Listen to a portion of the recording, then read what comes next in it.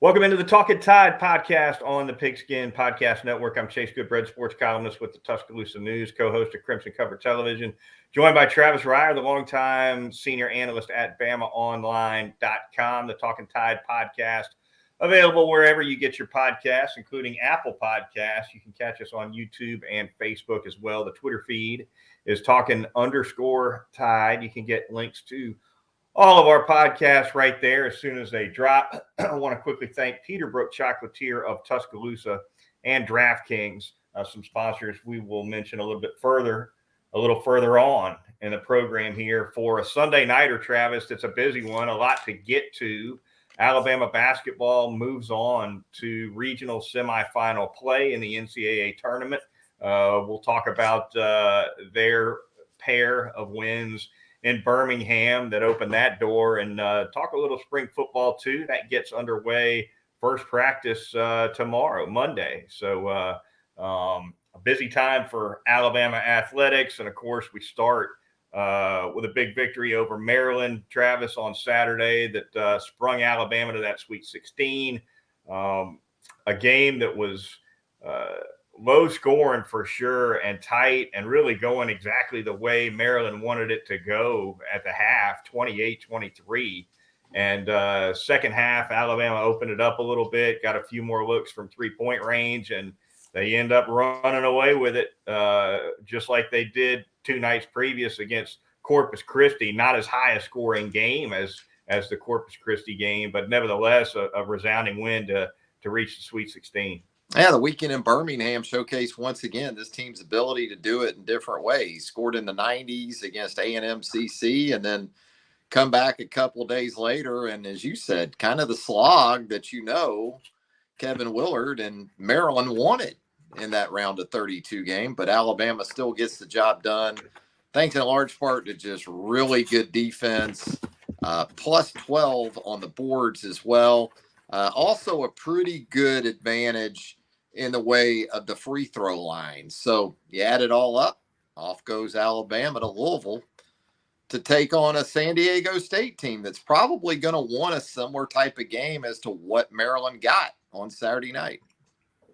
SDSU wins with defense. I think they're ranked 15th in the country in defensive efficiency. And so definitely they're going to be looking to make it a low-scoring game as well to kind of accentuate what they do on defense. You kind of got the sense from Nate Oates that what they saw from Maryland defensively, I think he feels like he's going to see some more of it down the road here. Maryland definitely worked hard to take away the three-pointer. And, I asked Oates a question about this topic myself, but I asked him what the difference was first half to second half, because they got off twice as many threes in the second half as the first half. He basically said, wasn't any adjustment we made. We just got some broken plays and some offensive rebounds, that kind of, and I think he said a couple more in transition that made that happen. So it wasn't like a half court schematic that sprung anything. No, and some good stuff again on the backboards, especially the offensive boards. Charles Bediako with another double-double, man. 10 points, 10 rebounds. 5 of those were on the offensive glass. I think Alabama had 15 offensive boards in the game. So absolutely, just 6 3-pointers for Alabama in the game. But good to see Brandon Miller kind of get it going. Again, not extremely efficient when you look at 5 of 17 from the field, but he gets to the free throw line, makes most of his attempts there. And just the defensive effort across the board, because the bench didn't really supply a whole lot in terms of an offensive boost in this game. But once again, when Alabama did go to the bench, they were able to maintain that defensive intensity and that sort of lockdown that they had of Maryland throughout the game. Yeah, Oates was asked about the minutes distribution in this one, because he definitely leaned on the starters a little more heavily than normal against Maryland, and his answer was, look, we feel like getting into the bench is a smarter deal than that first game of the weekend, right? So they're a little fresher for the game 2 days later. Makes you wonder if he'll have that same mindset when it comes to using his depth in Louisville, Travis. Yeah, and I just think that guys have really established themselves as the guys at this point too. I mean, Javon Quinterly on the ball is clearly the guy for Alabama right now, or at least at the point guard position. Charles Bediako is clearly the guy. We're seeing Bediako play 25 plus minutes now, whereas earlier in the season he was playing 12 to 15, 18 minutes maybe. He did a great job once again of not only getting his guy in foul trouble for Maryland, but staying on the floor for 28 minutes. So fouls have something to do with that. Julian Reese, the Maryland post, had the early foul trouble. He had to go off, but actually Maryland played him with 2 fouls. He picked up his third. But Bediako, when he's able to stay on the floor, especially right now, he's going to play extended minutes. So that's going to eat into some of the backup posts. Clowney, the same thing. So they feel like more so than at any point in the season too, Chase, that they have a strong understanding and feeling for who their top 5 to 7 guys are too. Yeah, Bediako is first of all, he's such a presence defensively. Obviously, a big reason Maryland missed 10 layups and had trouble scoring inside against the Crimson Tide. Beyond that, offensively, he's burgeoned. He really has. I mean, they're not giving him the ball a ton, but just between putbacks and the pick and roll here and there, he's going to give you low double digits if he's getting the ball in the right spot. Plus the rebounding, obviously Alabama's top rebounder. So he's a presence on both ends of the floor. And like we've talked about the last couple of podcasts, he just seems to be getting more and more comfortable offensively with the ball in his hands, even though, as we've talked about, they don't really feed him the ball unless it's a pick and roll. But when he gets an offensive rebound, he seems to me he's getting a better and better feel almost by the week as to how to get himself free for a clean layup, if not a dunk, regardless of what kind of traffic he's dealing with. Yeah, it seems like his confidence has grown as kind of a result of that. He's anticipating the basketball coming his way. As we saw a year ago, there were times where it was almost like, wait, you're giving me the basketball here? So he wasn't necessarily ready, I would say, or maybe confident enough to really want the basketball. He seems like he wants it to come his way now, and he goes and gets it when it doesn't come to his way via a pass, whether it's the offensive boards, 50-50 balls, just active in general, Charles Bediako. And we talked about it before. It's a guy with good hands for a 7-footer. They've got some guys on this team that aren't 7 foot that don't have the hands of Charles Bediako. I love Noah Gurley and what he brings to the table, but he doesn't have nearly the hands that Charles Bediako has. So, there's some good things that this guy is capable of doing. But again, I just think confidence-wise and asserting himself, making himself more available on the offensive end, which helps with the confidence of his teammates. All of that sort of taking place this season. Tell you who else has some pretty big hands for a small guy is Quinterly. If you pay attention, he's got the hands of a guy 6'5", and I think that's got a lot to do with his ability to handle the basketball so well. So your point guard and your big man both with some big mitts to handle that ball. Yeah, and they took care of the ball pretty well in that win over Maryland. 11 turnovers? So they were able to keep Maryland from doing something that you thought Maryland really had to do to win that game. And that's not only force turnovers, but score off of them. Because the thing about this Alabama defense is even when it gives up offensive boards, even when it gives up turnovers, that doesn't mean second chance points or points off turnovers are necessarily going to be an advantage for opponents. And that was the case once again, I think, on Saturday night. You still have to score, even if you do turn Alabama over, even if you do get offensive boards. It doesn't mean that it's anything close to an automatic, kind of like what you talked about with Maryland stats where layups are concerned. Yeah, they're technically layups, but that doesn't mean they were unobstructed or, right, kind of straight line drives to the basket with no one really there. And even now, when Alabama doesn't necessarily provide that sort of interference between the offensive player and the goal. It's kind of like quarterbacks start seeing ghosts in the pocket. Sometimes even when the pass rush isn't necessarily there, you're anticipating it being there. I think that's something Alabama does to teams too. Noah Clowney, we'll touch on that a little bit as well. Right at the end of the half against Maryland, turns his ankle, looks kind of bad. I was sitting right behind the Alabama bench, and he was none too pleased. He had a look on his face like it might be something significant. He was limping a little bit, but when they went to the tunnel for the half, just a few seconds later, it looked to me like he was walking a little bit better. Comes out in the second half, Travis, and plays a lot of basketball, so obviously they felt fine about where he was. But that was for an ankle roll, that was a very fortunate outcome for both the freshman and the team. Yeah, you just never know with those. They look so bad, especially in super slow-mo on the broadcast. But a lot of times it's more of an anxiety issue. It hurts. Don't get me wrong. If you've ever rolled your ankle like that for that moment, for that second, it is painful. Yes. Yeah. And you are convinced in that moment that you probably have at least a high ankle sprain, if not some fracture of sorts. But a lot of times it works out where it's something that's manageable.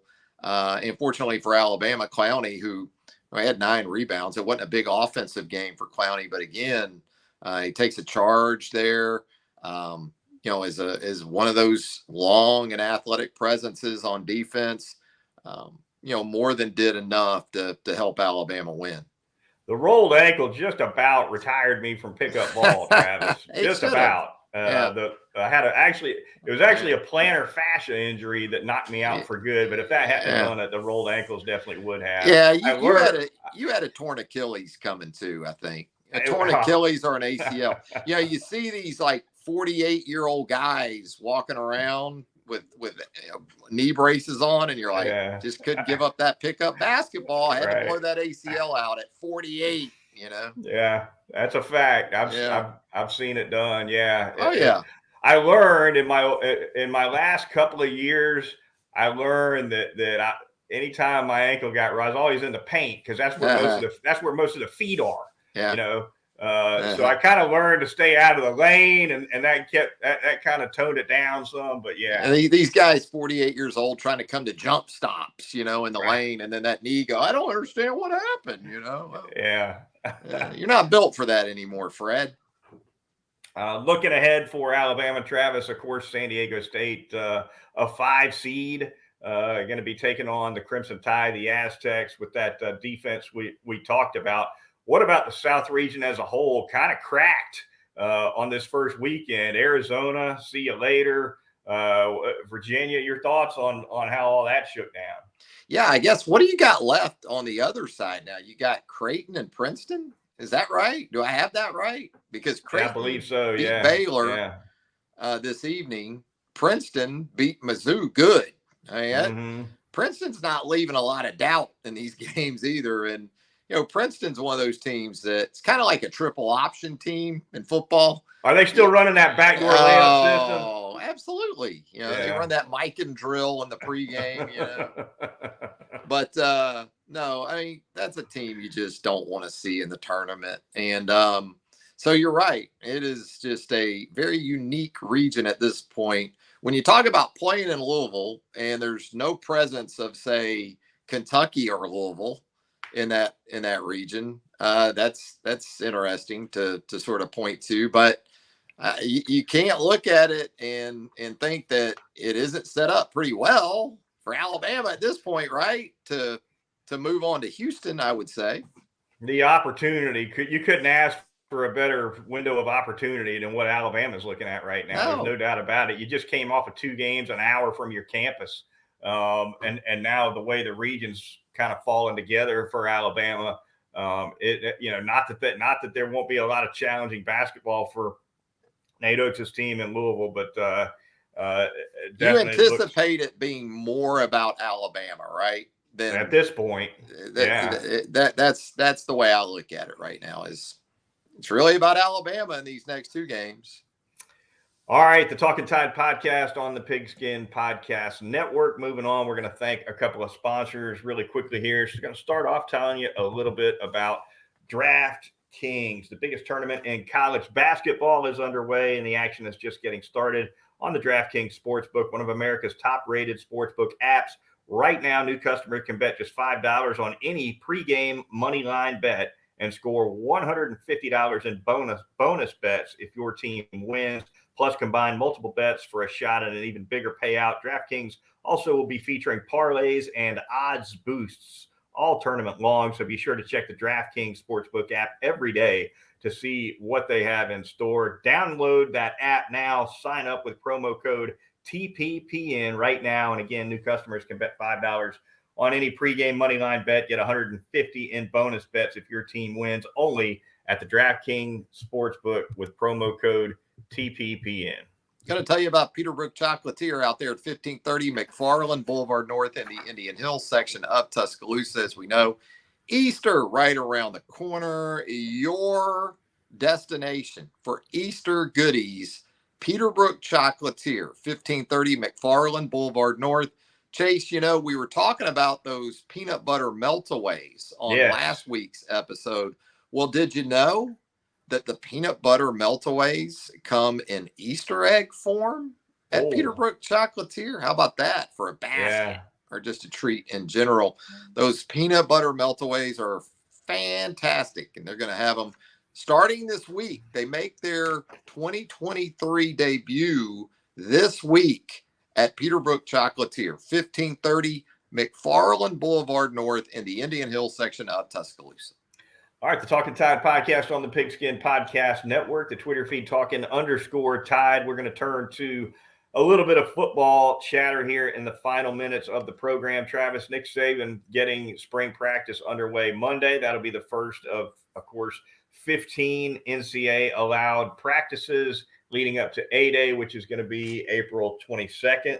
And looking ahead just a little bit, Pro Day is going to be on Thursday, the 23rd. So the big attraction there certainly will be Bryce Young throwing to receivers. He didn't do anything at the combine, so this will be his chance to, throw to some familiar faces, guys he knows in that indoor facility. And will he run a 40-yard dash? That'll be interesting to see too. So scouts will have their fingers crossed for that, no doubt about it.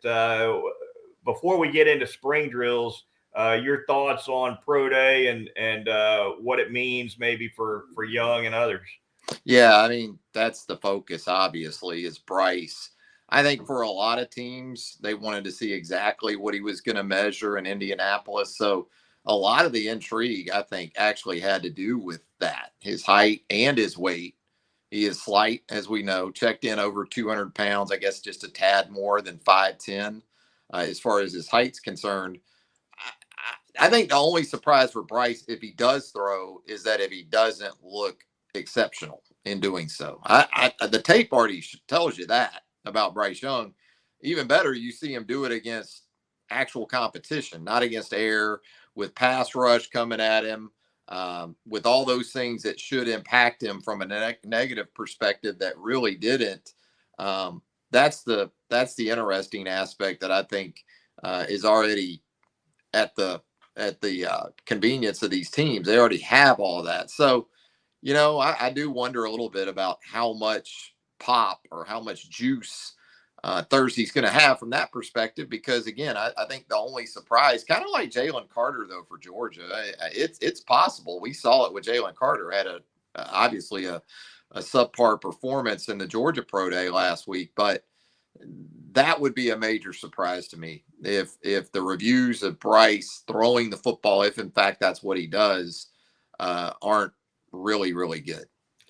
Yeah, I think it'll also be interesting to see who he's throwing to, because it's not always necessarily the returning starters that run the routes in these things. Sometimes those returning starters are more interested, I guess, in the junior day that they get session that they have with the scouts or whatever, and you end up seeing maybe the third or fourth or fifth guy down the line coming back running routes. Is it going to be Jermaine Burton and Ja'Cory Brooks running these routes for Bryce Young, or is it going to be down the line guys? That's going to be an interesting. That's obviously not necessarily just Bryce's decision. It's the receiver's choice too. It'll be interesting to see what happens there. Yeah, if I was Bryce's representation, I'd be going to the Bama alums. Hey, Jerry Jeudy, come run some routes for your guy. Right. Or, hey, Odell Beckham Jr. is looking for a team still, right? Hey, Odell, come show where you're at in your return from that knee injury. Prove it, to the teams out there. Oh, boy. Yeah, that'll be fun for sure. Wouldn't expect Will Anderson to run. I think he ran on Indianapolis, although we may see Will Anderson do some of the agility stuff because I think he passed on the other drills in Indianapolis other than the 40. Did Brian Branch runs again? Who knows? Did Will I don't think he did. The boys want to see that. The best of my memory is no. At some point, they do like that. They like that L drill. So, So they like that. They like the L drill. 20-yard shuttle. They like pretty good too. They like that, and the position drills are always big. Not everybody. Let's see if he can drop. Combine. Yeah, let's see if he can drop. But spring practice turning to the 2023 squad. Obviously, Travis, the quarterback battle will be the center of attention with Jalen Milroe, Ty Simpson, and a couple of incoming freshmen that enrolled early. Also, Travis, beyond the quarterback situation, a lot of turnover in that secondary. Kool-Aid McKinstry obviously coming back, the primary veteran back there, but it's going to be plenty of new faces back there. Yeah, I think there is, some comfort in knowing that a guy like Malachi Moore has played a lot of football for Alabama. He was essentially Brian Branch before Brian Branch sort of took that over in the sub packages. So you figure Malachi Moore will be prominent both at safety and in the sub roles. But no doubt Kool-Aid is a building block. And then you've got some newcomers that are coming in. That's a big part of this thing too, is all of these newcomers, not just freshmen either, but a couple of transfers from the 4-year level in Trez Marshall and CJ Dupree. You got a couple of JUCO transfers and Justin Jefferson, Malik Benson at wide receiver. So with all of this attrition now that's due to the transfer portal in large part, man, you need these early enrollees to come in and fill some 2-deep spots. Pretty quickly, even at Alabama, player development isn't what it was 5-6 years ago when you could kind of count on a guy being with you for at least 3 years. No. That's been moved up. Now it's a year, 2 years max before they start making the jumps. So, yeah, in addition to that quarterback battle, there's about every area of this team that not only newcomers, but guys as first-year players a year ago that we maybe didn't see or talk about as much still have a great opportunity to make an impact on the 2-deep in 2023. You can always kind of get a handle on where the staff feels like the biggest needs are by where they bring in 2-year players at, right? I mean, I'm not just talking about JUCO guys. I'm also talking about transfers. Talk about Jefferson and Marshall at the linebacker spot, Dupree at the tight end spot, Benson at the wide receiver spot coming in as a JUCO guy. You always get a clue, I think, on where the staff is looking for quicker help by looking at that. And you look at all 4 of those guys I just named, and it should be a strong opportunity for all of them. Yeah, and a lot of these prime positions of competition, the critical positions, you got new coaches too. I mean, you got Tommy Rees coaching these quarterbacks that are in this competition, along with coordinating the offense. You got Robert Bala now as the inside linebackers coach, coaching Deontay Lawson and the guys that we talked about. So you're still figuring some things out too with your coaching staff and getting those guys adapted on both sides of the ball, really. No question about it. All right, that is going to do it for this edition of the Talkin Tide podcast. A little soft on the programming ahead. If Alabama happens to lose to San Diego State, I'm sure we would do our typical Sunday nighter, Travis. If they win, then we'll figure something else out, obviously, because they'll be playing on that Sunday. And that you'll be in the Ville. You'll be at the Yum Yum Center. I'll be in the Ville. Yes, that's going to be a wild Thursday for me. Covering pro day and then hustling to Louisville. You'll be eating steaks and down in bourbons at Jeff Ruby's downtown Louisville on the man's dime. On the man's dime. On some of the man's dime, anyway. The man's dime runs out, Travis. It runs out. The man budget's for Chipotle. Goodbread likes to go to Jeff Ruby's. Yeah, I've been known to spring out of pocket to go over the top with that. When the man dime St. Elmo's and Indy. Some of those places. Oh, Roger was always so kind. Back in those days, I used to go to the combine. Roger likes to get behind that shield, sometimes. Yeah. So it'd be tough. All right. That'll do it for the Talkin Tide podcast. For Travis Reier, the senior analyst at BamaOnline.com, I'm Chase Goodbread, sports columnist with the Tuscaloosa News, co-host of Crimson Cover Television. We'll talk to you next time right here on Talkin Tide.